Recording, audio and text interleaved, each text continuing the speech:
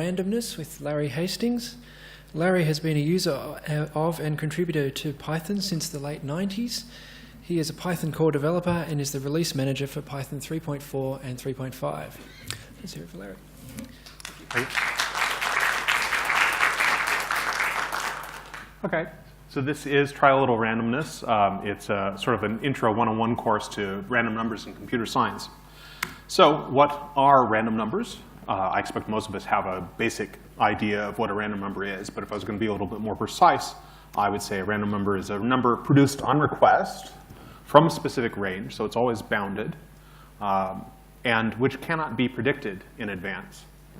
Random numbers are produced through what's called the non-deterministic process. This is sort of tautological because determinism is the opposite of randomness. So you produce random numbers through a random process, therefore it is, by definition, a non-deterministic process. The reason I draw attention to this is because it's going to come up in a bit. So what use are random numbers? What would you use one for? Well, often they're used in simulations, particularly what's called a Monte Carlo simulation, which is a simulation of some real process where the data that you're using to simulate whatever process it is, you're simulating using random numbers. So some examples of that, this is used all over the place in simulation. Just to cite a couple, it's used in weather simulations to figure out what the weather's going to be like in a week. People use it for simulating physics, everything from simulating nuclear explosions to microcrystal fractures. And it's used in economics to simulate the behavior of crowds and populations. My favorite variety of simulation is what's called a video game. If you think about it, video games really just are simulations. And so you would use random numbers for gambling simulations, but really just about any video game is going to use random numbers. Like for instance, if you had a grunt and you're going to shoot at him and he wants to dodge, whether he dodges or not and whether he dodges left or right, that's probably decided with at least a little bit of random numbers in it. So how do you get yourself a random number?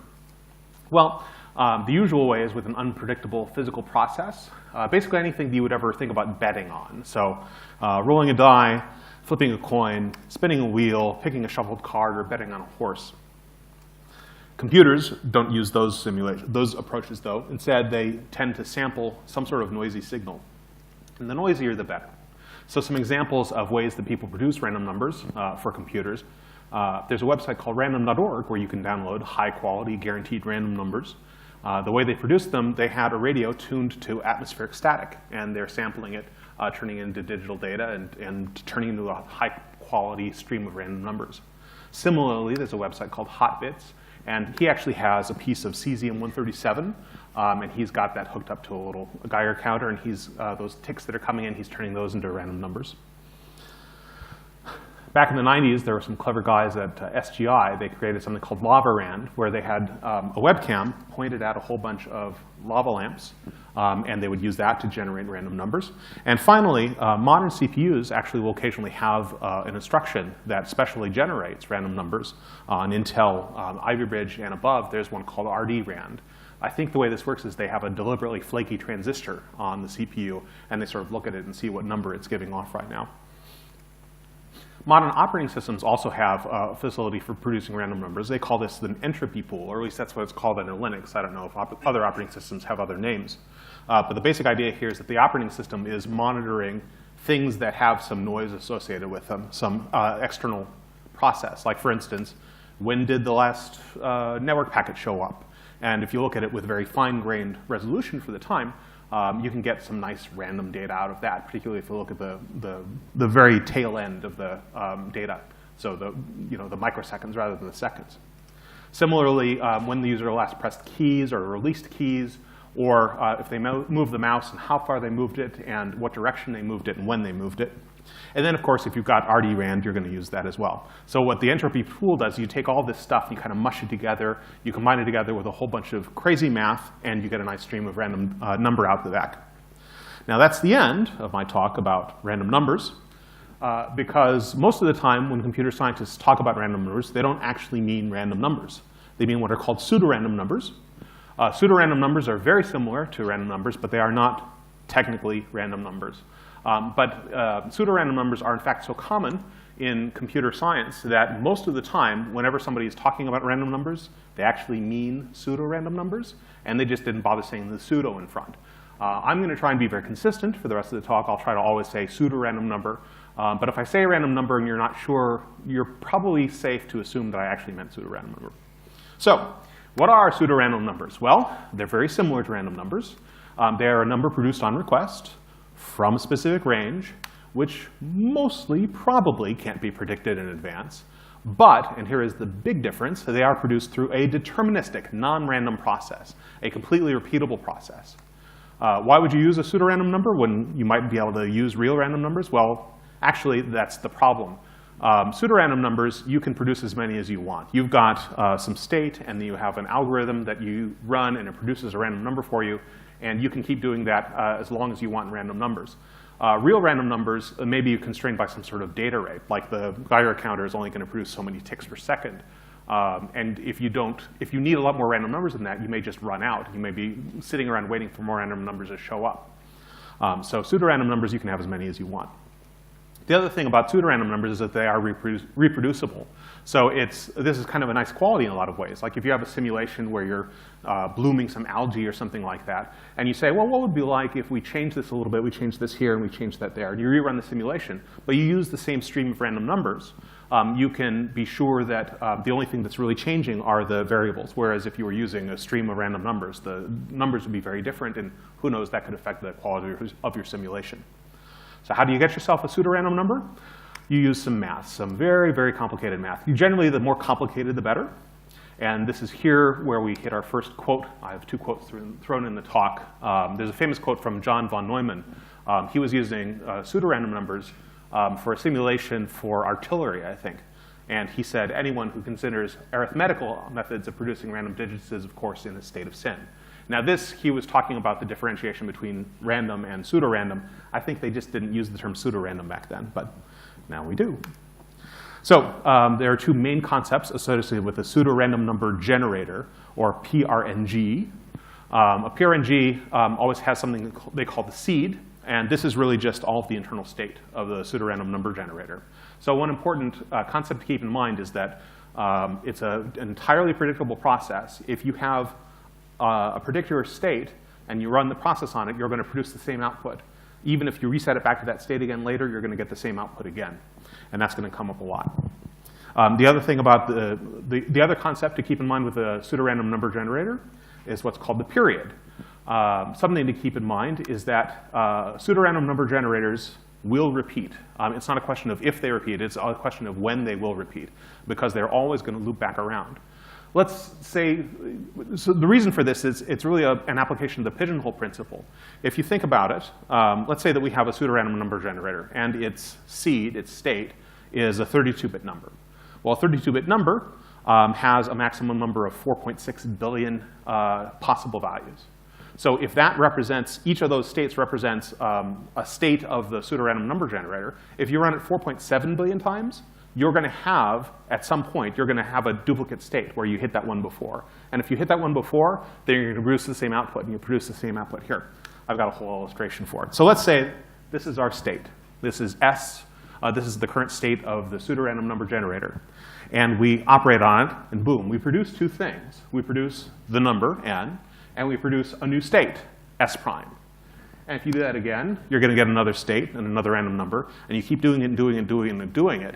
Sooner or later, it seems pretty likely, you're going to run into a state where, if you operate on it, boom, you produce your original state again, and you produce a random number, of course. And at that point, you've looped. So, like I said, it's not a question of if, it's a question of when. Now, a good pseudorandom number generator is going to have a nice long period. It's going to have it's going to produce many, many, many, many numbers before it repeats, and the output is going to be indistinguishable from noise. We'll talk about good versus bad in a minute. But to talk about good pseudorandom number generators, the industry standard is what's called the Mersenne twistor. The Mersenne twistor was released in 1977 by two Japanese computer science researchers. And they made it open source and patent-free, so everybody can use it. And I think everybody basically does use it. It has an incredibly long period of 2 to the 19,937 minus 1 This number, 2 to the huge number minus 1, that's what's called the Mersenne prime. That's why it's called the Mersenne twister. Mersenne for the Mersenne prime. Twister because there's some mathematical operation inside that they call twisting that I don't understand how it works inside. Now, it gets to this period because of the seed. The seed is enormous. It's 19,937 bytes, almost 20K. And I'm going to point out to you that that requires 624 32-bit words. And the reason I say that is I'm going to talk about that number. Just remember that for a minute. On the next slide, I'm going to talk about the number 624 in connection with the Mersenne prime. The Mersenne twister is the default pseudorandom number generator that's shipped in Python 2.3 and all subsequent versions.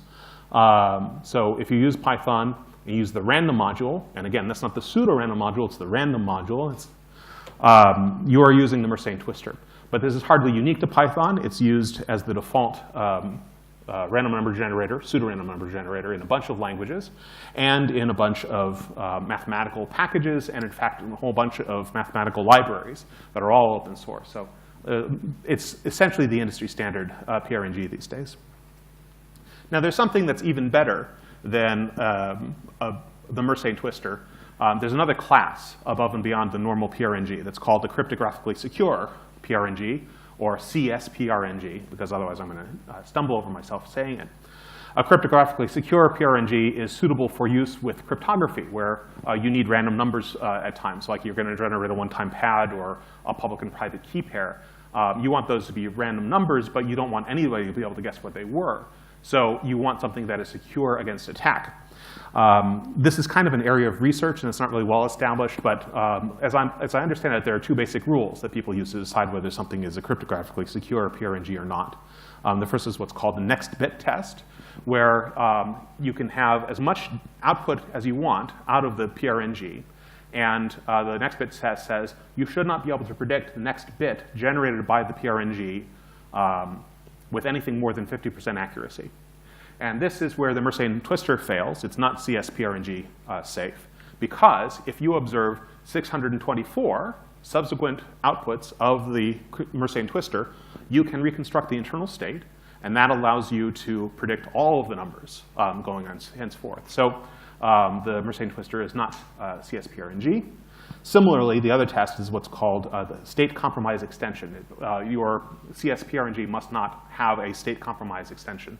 And what this means is that if the internal state of the PRNG becomes known, you cannot take it and extend it backwards in time and produce previous states and then therefore figure out what the previous numbers generated were. And again, the Mersenne twister fails at this. It is reversible, and you can run it backwards and produce previous numbers. In general, the way that people implement secure CSPRNGs is using existing secure technologies. So they'll take the existing math and they'll combine it with a cipher or a cryptographically secure hash or something like that. There are only a couple of them, and they tend to be very expensive. And so people really only use it for stuff that's very specifically doing with cryptography. Now, where we have good PRNGs, we also have bad PRNGs. And this is kind of a fun topic, so we're going to spend a little time on this. A bad PRNG is going to have a short period, and it's going to have hidden patterns in the data. It's going to have, its output is not going to be basically equivalent to noise. This can run you into real trouble. Let's say that you have a simulation, you're simulating the movement of people across the country, like people are deciding to move from one city to another. If there are patterns inside of your random data, when you feed that data into your algorithms, it may result in patterns emerging in the simulation that shouldn't really be there. So you can have misleading results if you use bad random data going into your simulation. You can also have exploitable things like in my video game example, I remember a specific case. I remember watching somebody who was going to play a game on the original Nintendo Entertainment System. And they were very carefully, they were power cycling it and then starting the game right away. And what they were trying to do here was the Nintendo Entertainment System didn't have any source for random numbers apart from just using like the system clock, which reset whenever you power cycled it. And what they were trying to do was to get it into a state where they had a very favorable seed, and therefore they were going to have a very favorable, easier to play game. So there's a particular form of pseudorandom number generator called a linear congruent generator. I don't understand these terms at all, by the way. I'm just repeating what I read. But an LCG is a very simple random number generator of the form. What you do is you have a seed, which is just a number. It's just like a 32-bit number, and you're storing it somewhere. And the way that the random number generator works is you remember the old seed, because you return it as the new random number. And then you compute the new seed. And the new seed, you take that seed, you multiply it by a multiplicand, you add a constant, and then you throw away all the top bits, and you just keep the bottom, however your word size is, bits. So this is used a bunch of times back in the bad old days of computer science. It has some positive attributes. It's very fast. It has very small code size, very small data size. But it is essentially a bad PRNG. So there's a very famous bad PRNG of this form, an LCG, called RANDU. I'm not sure where it comes from. I'm guessing maybe Fortran, because a lot of people talk about it. And it's of the same form. The constant is 0 that you add, but you multiply by 65,539, and the word size is 2 to the 31st. Donald Knuth once said, its very name, RANDU, is enough to bring dismay into the eyes and stomachs of many computer scientists. Now, what's interesting is that it is still used at least in one place, not RANDU, but an LCG. Visual Studio ships a compiler called Visual Studio C++, which is also a C compiler. The C compiler ships with a standard library. In the standard library is a function called rand, which produces a random number, and srand, which you use to seed it. And Visual Studio's rand is the same now as it was probably 20 years ago. And they're actually shipping, they're in beta right now for the next version, and it still hasn't changed, and it's still an LCG. So it's an LCG of this form. You're multiplying by 214,013, and you're adding a number that's about 2.5 million, and you're only keeping the bottom 32 bits. RAND itself actually only returns the bottom, it actually returns the top 15 bits or something like that. There's like some bit shifting going around.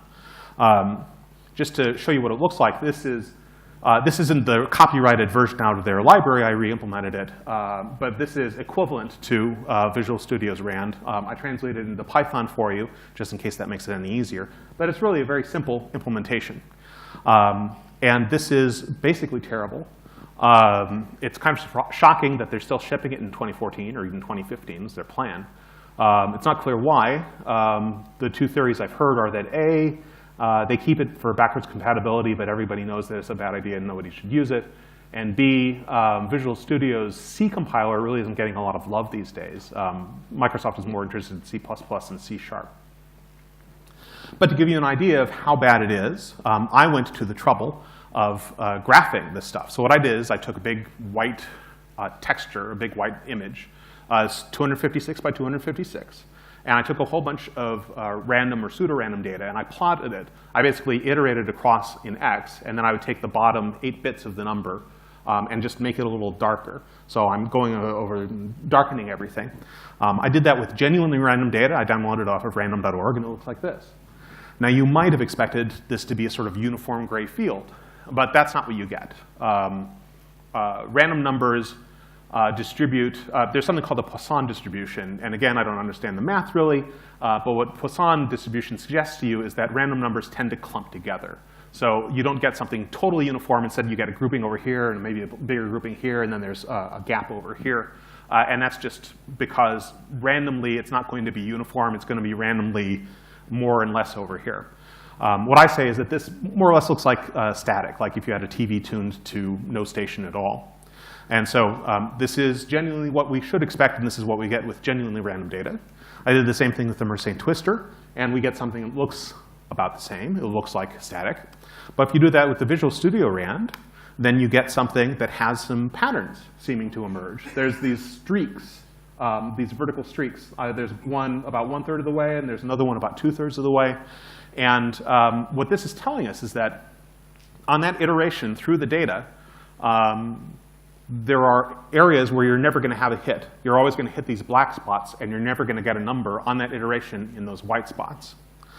But an even better visualization, this is why I talked about RANDU in the first place. If you take triplets out of the RANDU algorithm, and you just use them as coordinates in a 3D sphere, a 3D cube, you get a plot that looks like this. There are 15 hyperplanes here, and what this is saying is that the Randu triplets that are generated by the algorithm will only ever appear along those 15 hyperplanes. You'll never get a number that's in between them. So, in summary, there are random numbers, and they're generated for computers using a noisy signal. You don't actually see them very often, and you generally don't get a whole lot of them, so most people instead use pseudorandom numbers. Pseudorandom numbers are plentiful. They are deterministic, so they're repeatable because of that. They have something called a seed, which is all their state, and a period, which is how many numbers you get before it repeats. There's bad ones, there's good ones, and there's cryptographically secure ones. And everybody should just use the Mersenne twister and be done with it. That's it.